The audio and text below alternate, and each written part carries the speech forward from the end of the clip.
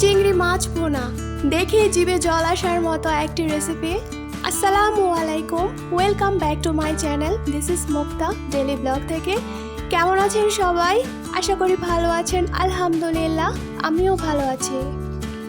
আজকের পর্বে আমি আপনাদের মাঝে নিয়ে আসলাম সেরা স্বাদের মজাদার চিংড়ি মাছ ভুনা ঘরোয়া পদ্ধতিতে। আজকে আমি আপনাদের মাঝে খুবই সহজ উপায়ে শেয়ার করব চিংড়ি মাছ ভুনার দুর্দান্ত একটি রেসিপি। তার জন্য ছোট্ট একটি রিকোয়েস্ট থাকবে, লাইক দিয়ে ভিডিওটি কন্টিনিউ করার জন্য। চিংড়ি ভুনা করার জন্য এখানে আমি 8 পিস বড় সাইজের চিংড়ি মাছ নিয়েছি। মাছগুলোকে আমি আগে থেকেই ম্যারিনেট করে রেখেছিলাম হলুদ মরিচ মাখিয়ে। এই তো গ্যাস অন করে গরম তেলে আমি এক এক করে চিংড়ি মাছগুলোকে ভেজে নেব। এক্ষেত্রে আমি চুলার আঁচটা মিডিয়াম হাই হিটে রেখেছি। চিংড়ি মাছগুলোকে একটু সময় নিয়ে ভেজে নিতে হবে। চিংড়ি মাছগুলোকে সময় নিয়ে অত বেশি ভাজা যাবে না, তাহলে মাছগুলো হার্ড হয়ে যাবে। একটু সময় নিয়ে হালকা ব্রাউন কালার করে ভেজে নিতে হবে।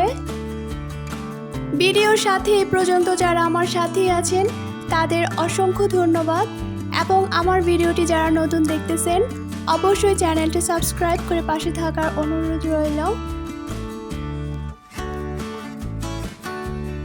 চিংড়িগুলা এক পাশ ভাজা হয়ে গেলে অপর পাশও খুব ভালোভাবে ভেজে নিতে হবে।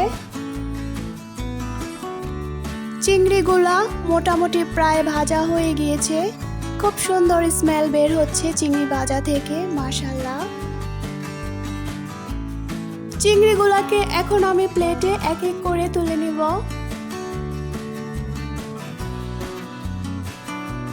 চিংড়ি মাছগুলাকে আমি অত বেশি ভাজিনি, একটু ব্রাউন কালার করে ভেজে নিয়েছি। এক্ষেত্রে চিংড়ি মাছ রান্নার ক্ষেত্রে খুব সফট এবং জুসি থাকবে।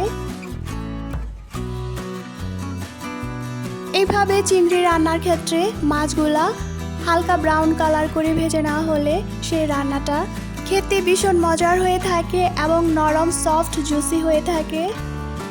এখানে 3 থেকে 4 টেবিল পরিমাণ পেঁয়াজ কুচি দিয়ে দিলাম। যে তেলে মাছ ভাজা হয়েছে সেই একই তেলে আমি পেঁয়াজগুলোকে একটু ব্রাউন কালার করে ভেজে নেব।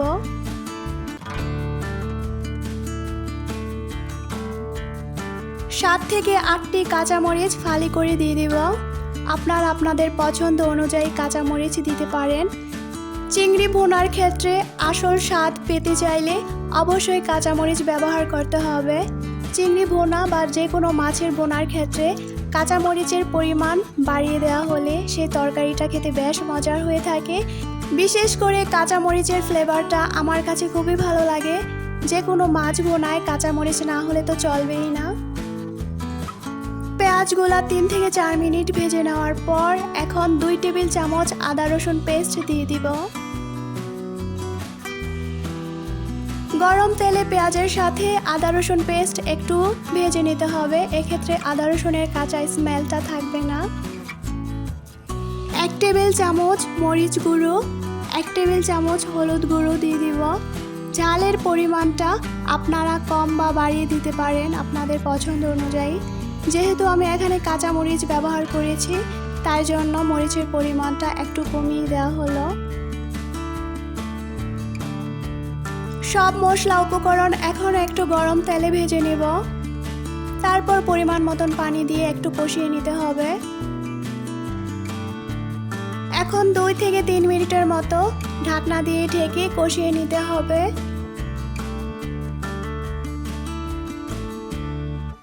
ফিরে আসলাম 2 থেকে 3 মিনিট পর। এই তো এখানে আমার মোটামুটি কষানো হয়ে গিয়েছে, তেলগুলো উপরে ভেসে উঠেছে। এখন আমি চামচ দিয়ে একটু নেড়েচেড়ে দিব। ভিডিওর এ পর্যায়ে এসে যারা এখনও আমার সাথেই আছেন তাদের আবারও অসংখ্য ধন্যবাদ। এবং আজকের ভিডিওটি কোনো অংশ কোনো কথায় কিছু একটু ভালো লেগে থাকলে অবশ্যই আপনাদের মূল্যবান মতামত কমেন্ট বক্সে জানাতে ভুলবেন না। মশলা ভালোভাবে কষিয়ে নেওয়ার পর এখন ভেজে রাখা চিংড়ি মাছগুলা দিয়ে দিব। এখন 2 থেকে 3 মিনিটের মতো জাল করে নিলেই হয়ে যাবে। আমার সেরা স্বাদের মজাদার চিংড়ি মাছ ভুনা। এ পর্যায়ে এসে আপনারা চাইলে এখানে ধনিয়া পাতা অ্যাড করতে পারেন, তাহলে চিংড়ি মাছ ভুনার রান্নার স্মেলটা আরও বহুগুণে বেড়ে যাবে। আমার কাছে ছিল না, তাই আর দেওয়া হলো না। এই তো এখন আমি একটি প্লেটে পরিবেশন করে নিব। এই তো খুব অল্প সময়ে এবং ঝটপট তৈরি হয়ে গেল সেরা স্বাদের মজাদার চিংড়ি মাছ ভুনা। গরম গরম ধোয়া ওঠা চিংড়ি মাছ ভুনা, এক প্লেট ভাত অনায়াসে চেটেপুটে খেতে পারবেন মাশাআল্লাহ। চিংড়ি ভুনার কালারটা খুব সুন্দর লোভনীয় দেখাচ্ছে এবং চিংড়ি মাছ ভুনাটা খেতেও বেশ মজার হয়েছিল। আজকে চিংড়ি ভুনার রেসিপি সবার কাছে কেমন লেগেছে অবশ্যই কমেন্ট করে জানাবেন এবং ভিডিওটি যারা নতুন দেখতেছেন অবশ্যই চ্যানেলটি সাবস্ক্রাইব করে পাশে থাকবেন সবাই। লোভনীয় স্বাদের এই চিংড়ি ভুনার রেসিপি গরম ভাত এবং পোলাওর সাথে খুবই দুর্দান্ত। বিশেষ করে ছোট থেকে বড় আমরা সবাই চিংড়ি ভুনা খেতে খুবই পছন্দ করি। আমার রেসিপিটি ফলো করে একবার বাসায় ট্রাই করে দেখতে পারেন, আশা করি বেশ মজার হবে। আজ এ পর্যন্তই, দেখা হবে নিত্য নতুন কোনো এক ভিডিওর সাথে রেসিপি নিয়ে। সে পর্যন্ত সবাই ভালো থাকুন, সুস্থ থাকুন।